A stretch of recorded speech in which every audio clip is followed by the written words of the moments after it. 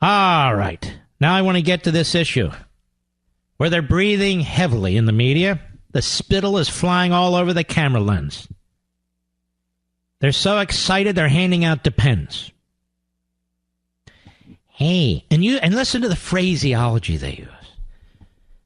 The president paid hush money to keep two women quiet before the election. And it turns out he was involved in the details of the payment of hush money. And in at least one case, the money was laundered through the National Enquirer Company. This has caught the attention of the U.S. Attorney's Office in the Southern District of New York. Breaking news. You like these cable shows? Some guy's clipping his toenails. Breaking news. Breaking news. Everything. Breaking news. Breaking news. Breaking news. It's not breaking news. Certainly not in this case. We've talked about this already. Michael Cohen is a fool. He pled to 2 felonies involving the violation of election laws that are not felonies. You're allowed to enter into non-disclosure agreements involving private matters that occurred even before you're president of the United States. You're allowed to do that. Well, he did it to hush them so it wouldn't hurt his election. He's allowed to do that. There's nothing illegal about that. Nothing whatsoever. Well, he worked with the National Enquirer, and they killed the story, and they offered to make a payment for the woman's silence. So what?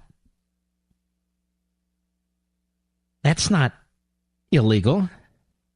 That's not laundering money.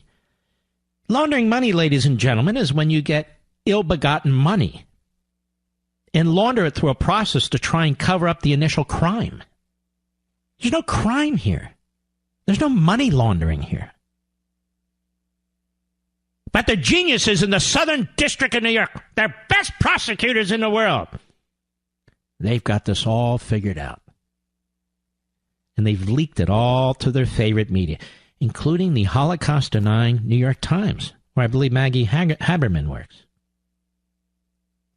All the reporters want to work there. Brian Stelter used to work there. Who's he? Exactly.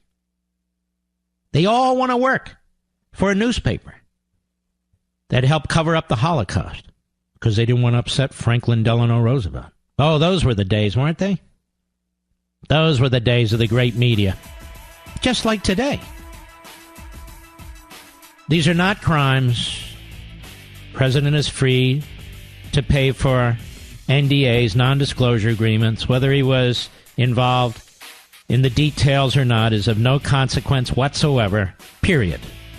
Next subject of a constitutional crisis. I'll be right back.